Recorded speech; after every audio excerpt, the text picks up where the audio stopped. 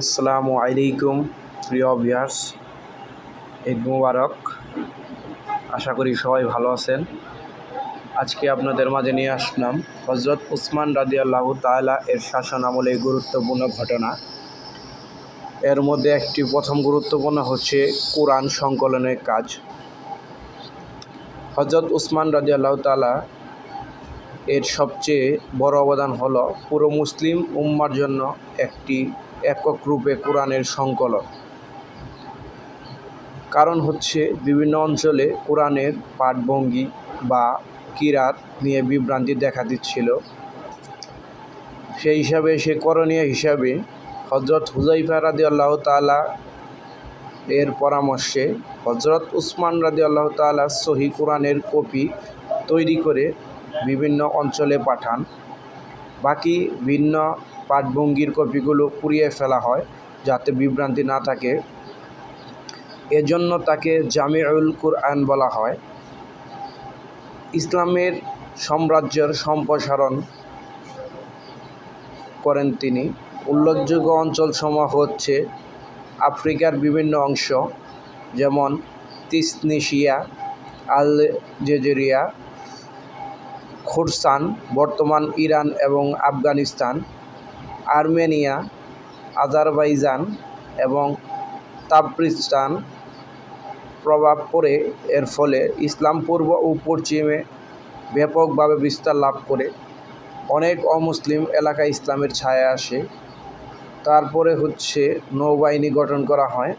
হযরত উসমান রাদিয়াল্লাহু তাআলা ইসলামের প্রথম সমুদ্র বাহিনী গঠন করেন হযরত মুয়াবিয়া রাদিয়াল্লাহু তাআলা এর নেতৃত্বে।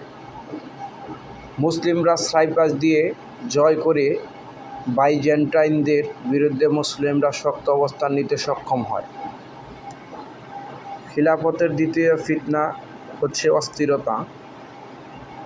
হযরত উসমান রাদিয়াল্লাহু তাআলা শাসন আমলের শেষ দিকে কিছু লোক, বিশেষ করে মিশর, কুফা, বসরা থেকে তার বিরুদ্ধে বিদ্রোহী করে। তাদের অভিযোগ ছিল যে তিনি আত্মীয়দের বানু উমাইয়া বেশি সুবিধা দিচ্ছেন এবং কিছু গভর্নর অন্যায় করেছে। হযরত উসমান রাদিয়াল্লাহু তাআলা উত্তরে অশান্তি না ছড়ানোর জন্য ধৈর্য ধারণ করেন, অস্ত্র ধরেননি। তারপরে হচ্ছে শাহাদত 35 হিজরির ঘটনা। বিদ্রোহীরা মদিনায় এসে তার বাড়ি অবরোধ করে। তিনি 40 দিন পানির কষ্ট সহ্য করেন, কিন্তু প্রতিরোধে জোর না দেন, ধৈর্য ধারণ করেন। শেষ পর্যন্ত বিদ্রোহীরা তাকে কোরআন পাঠরত অবস্থায় শহীদ করে। এই ঘটনার মাধ্যমে প্রথম বড় ফিতনা শুরু হয় উম্মার মাঝে। ব্যক্তিত্বের বৈশিষ্ট্য: তিনি ছিলেন অত্যন্ত লজ্জাশীল ও নম্র। দাতা হিসাবে প্রসিদ্ধ। নবী সাল্লাল্লাহু আলাইহি সাল্লাম বলেন, উসমান যা খরচ করে তা তার কোনো ক্ষতি করবেন না। যুন-নূরাইন, 2 নূরের মালিক ছিলেন তিনি। কারণ হচ্ছে তিনি নবীজির 2 কন্যা বিবাহ করেছিলেন, রুকাইয়া ও পরে হচ্ছে উম্মে কুলসুম রাদিয়াল্লাহু। আজকের মতো এখানেই শেষ। সবাই ভালো থাকবেন, দোয়া রাখবেন। আসসালামু আলাইকুম ওয়া রাহমাতুল্লাহি